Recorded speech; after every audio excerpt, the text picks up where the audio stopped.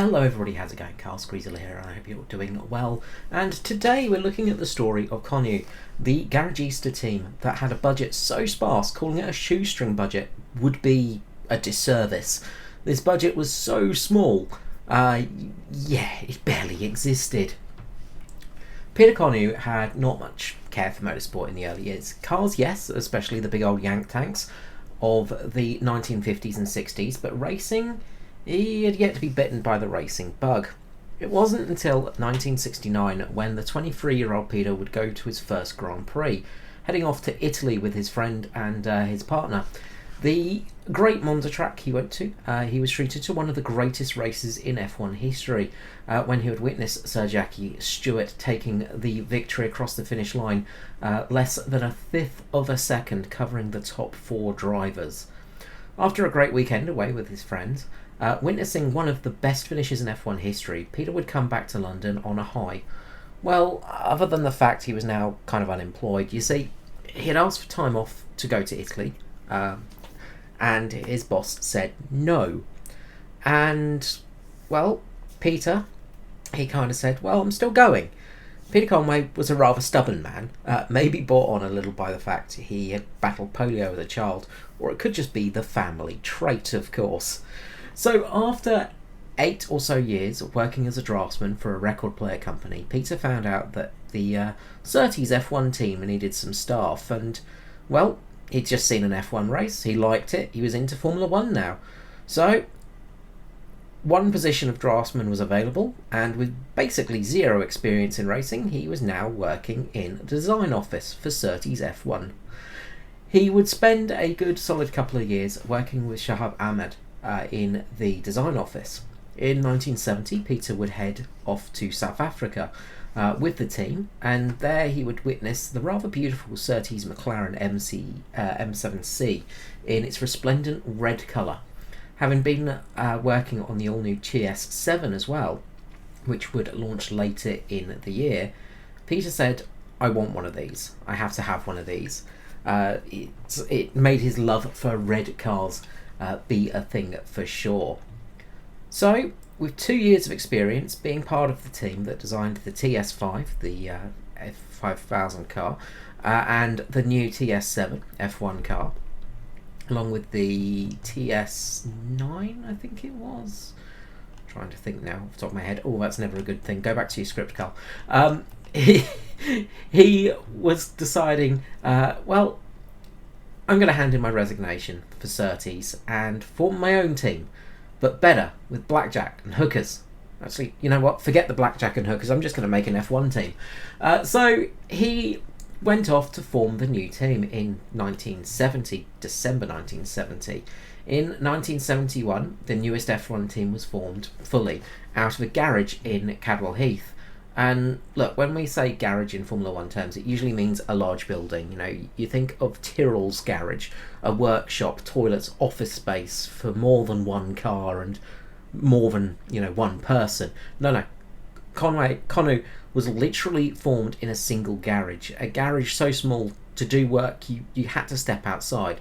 It was barely big enough to fit the car itself in with the workbench that was there. And that was it. Now, John Surtees, well known for a calm and even temper, was not that delighted one of his design team had left and was building a car of his own. This has led to the notion that the reason for Conway leaving the team was from a disagreement. But from Peter himself, he said that came afterwards with Surtees. Surtees rang him up furious that he may be using the TS7 design. Peter was adamant he would not do such a thing, it wouldn't be sporting, even offering Surtees to come down and check out. Nothing was taken, not even a nut or a bolt from the Surtees car design. Design had started and the team were now building a Formula 1 car. When asked why he started in F1 and not Formula Ford or a similar lower formula, in his general no-nonsense way, Peter replied, well, I'd only designed an F1 car, so I didn't know what to do with a Formula Ford. The team set about designing a fairly simple car. They wanted something easy to work on, as the team was, it was very small, even for those days. Fabrication dealt by Roger Dawn, who was a shop fitter by trade, and his cousin Barry Barry Bohr, who was an avid race fan and would help out and do the rest of the work. There was a very small team on this team. It was literally about 3 people generally. The car was built on an aluminium chassis and fairly conservative, other than the radiator, which was mounted under the nose, parallel almost to the road surface, drawing the air from below. The car featured a feature that many teams would actually develop themselves with that radiator design. Second piece of design was the rear suspension, which did away with the radius rod and instead used a much wider A-frame arm. So Peter had just sort of looked at this and he just thought, well, we don't need this, so let's just go with an A-frame. This design was later used by March in the 721X and then adopted by pretty much every other team later on. So it was not a bad design, just maybe not quite right. We'll get to that in a moment. With a mock-up COSI DFV engine installed, the team went about getting some funding. One of their first stops was Yardley. Unfortunately for the Little London team, they had penned a deal with McLaren a few weeks prior. However, fortune was not lost.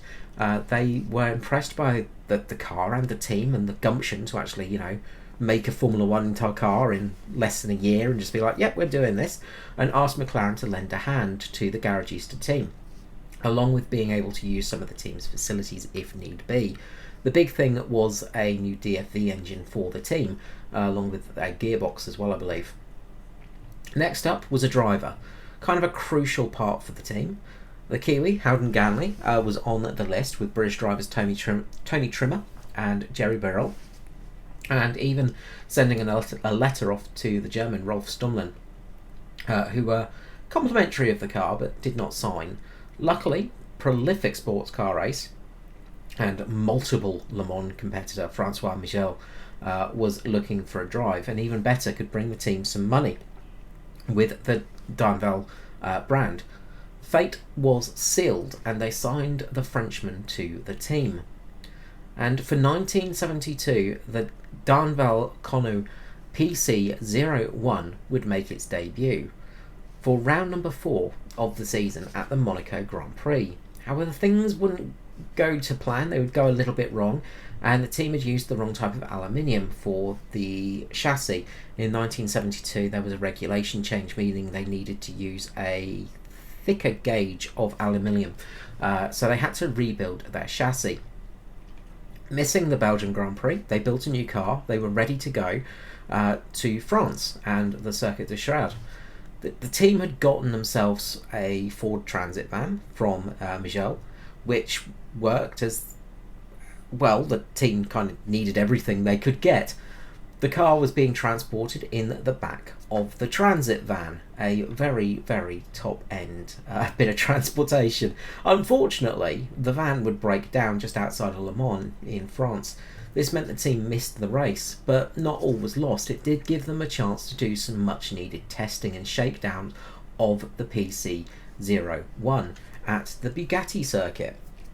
Well, that was until they unloaded the car and found out the rear suspension was absolutely knackered. They did manage to find a shop in Le Mans, probably the same one fixing their transit van, and fabricated a new A-arm, and managed to give the car a little shakedown, ready for the next race in the UK at Brands Hatch. Brands Hatch would be the 7th round of the year, and the car had not only made it to the track, but qualified for the race. 8 seconds off the pace and last in 27th, but it was ready to start a race, and in the team's home country to boot. This was great stuff. They were welcomed as all conquering heroes in the paddock. It must have been a fantastic atmosphere. But to the team's horror and dismay, the rear suspension failed again after competing the qualifying lap. Just on the in-lap, effectively, the suspension broke, and luckily Francois managed to sort of get the car stopped, so it didn't do any major damage, but they needed to rebuild the rear suspension. Now, the team didn't have any spare parts at the track, and their only option was to take the car back to London and fix it. This is how small this outfit was. They just did not have anything. The team worked furiously to fix the issue, and worked over about 40-hour stint on the weekend, with absolutely no brakes. Just as they were looking to load the car up, a few police cars arrived, and everybody was looking a little bit confused. Somehow, though, the team's accountant had wrangled a police escort to get the teams back to Brands on time. Unfortunately, as they were loading the PC-01, well, 02, PC-0102, I think its official designation was, they noticed a crack on the rear upright, and, well, the jig was up, and they had to withdraw from the race, unfortunately not making it to the starting grid. The team would dust themselves off and head to Germany. It was around 8 at the Nordschleife, well, once more, luck would fail the team. This had not been because of mechanical issues, but red tape this time. Previously at Brands Hatch, the team were welcomed and told, "Alright lads, all good, just do whatever you need to." When it came to paperwork in Germany, it was a bit different. Due to administration errors, the team were denied entry into the race and, not allowed to even try and compete for the Grand Prix. Team just shrugged and headed back to Le Mans and to the Bugatti circuit for a little bit more testing time and a bit more of a shakedown, getting the car ready for round 9. Round 9 would come along, and this would see the teams heading to the mighty Austria and the Austrian Grand Prix. The team was feeling a little bit more confident and at home in the F1 circuits. They had a little help from McLaren and Brabham with mechanical issues and engine tuning, and this was the first race the team really felt like an F1 team. There was no red tape issues. The car had not managed to break itself, which was a miracle, and it managed to even get there in the transport and not melt and disintegrate. The only real obstacle was pre-qualifying. There were 26 cars with only 25 grid slots. Things were looking bad when Henri Pescarola set a time of 1 minute 40 in his Williams March, 3 seconds faster than the Connew. However, in practice, Pescarola would suffer a huge crash, taking him out of the race, destroying the car beyond repair. One team's misfortune is another team's gain, and the Darnell Connew PC-01002 was ready to start the race. As the green flag dropped, the race was started. Francois was going well, having started in 25th. He had worked his way up to 17th position by lap 20. However, this was the highlight of the team's F1 career. On the 22nd lap, the rear suspension would once more let go. Francois wrestled the car to a stop, avoiding more damage, but the race was over. The car in 21st for its one and only World Championship appearance. The team would try their luck in 2 non-championship rounds to finish off the year. The Rothmans 50,000, not named for its length thankfully, but for the prize pool, in which Francois would not qualify unfortunately, and bring an end to his partnership with the team. The Frenchman was promised 5 Grand Prix starts and only started once. This led to a little tension between himself and the team and a reduction in promised prize money. The team was offered, I think, £40,000 at the start of the contract, but they only received about a quarter of that once Francois left the team. This left the team needing funds and a driver for the next race, the Jean Player Challenge Trophy at Brands Hatch. A stroke of luck came with the great David Purley taking the seat, bringing sponsorship in his father's refrigeration company, LEC. Qualifying went well, starting 31st out of 36 cars to set a time and only being about 0.4 of a second off of a group of McLaren Chevrolets ahead of him.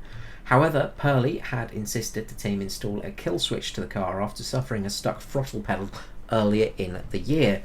The team wired up the switch overnight, and on the way to the grid, the race car would come to a grinding halt. It was later discovered that the car did not fail due to engine issues, as suspected, but because one of the wires on the kill switch was done wrong, causing the switch to do its job a little too well. For 1973, the team would go down to the Formula 5000 European Championship. A spark of inspiration came to the memory of Peter, who remembered that Surtees had made minor modifications to the rear of their TS8 car to allow it into the series, so adjusted the PC1 for just that, allowing the Chevy 5-litre V8 to be placed in the back.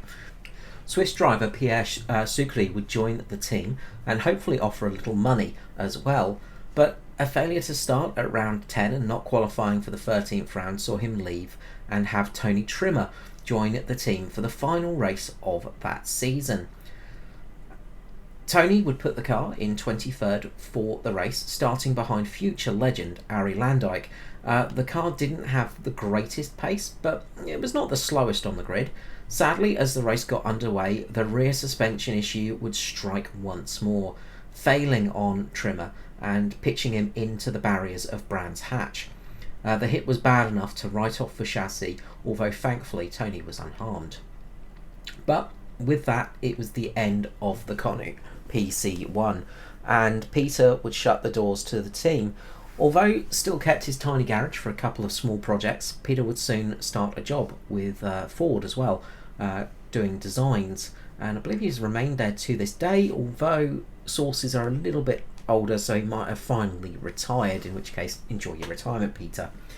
He would keep parts of the car and eventually rebuild the PC1002, where it competed at Goodwood Festival of Speed, I think in 2014, although the team are understandably hesitant to have the car on track due to a real major lack of any spare parts. They have nothing. There is nothing spare on that car. It is all just original bits and bobs, unfortunately. They did compete in 2018 as well at an event too. It's great to see the car out and about. The Connew team and the car is something that will never happen again in Formula 1. A team whose budget was literally whatever Peter had in his pocket. He would work odd jobs and come to the garage happy to tell the others, I got paid 30 quid, we can afford some fiberglass this week. The man had no real experience in designing cars, yet got an F1 car onto the grid. Honestly, it would be like me leaving Penske after 3 years there and going, okay, I know how to lay up carbon fibre. I'm entering the Indy 500 next year. The balls on this man. Honestly, I'm so sad that we'll never see the likes again. But these times are just so far gone. One thing Peter says that really stands out for me is when people say that his team was a failure. He replies, well, I imagine with a few rude words, but his main reply is, we did it. We got into F1. We had an F1 car on the grid. That isn't a failure. And also usually says, have you ever got an F1 car on the grid? Which many people can't say they have. And that's such a great attitude to have. He knew he wasn't going to be winning, but he did it. He bloody did it. Just think, Peter Connew has more starts than the MasterCard Lola team and the Life F1 teams. And they actually had budgets. Now, they weren't big budgets, but they were budgets. You know, pretty decent budgets. Now, he just had the budget of what he could find down the back of the couch and doing odd jobs. Literally nothing. Absolute legend of the sport, and I really enjoyed making this video. I hope you enjoyed this video as well, and I hope you've learnt a little bit about the Connew and the team and enjoyed this one. Let me know below what you think of this absolutely plucky British Garagista team. Let me know if you've heard of them before as well, and yeah, as for this, I'm going to finish up now. Thank you so much for watching. If you have liked this video, please give it a thumbs up and the usual stuff that we all say on YouTube, just so we know we're doing a good job. Anyway, for now, this is me, Carl Screezel, wishing you all a wonderful day, and I'll be back again soon. Bye-bye.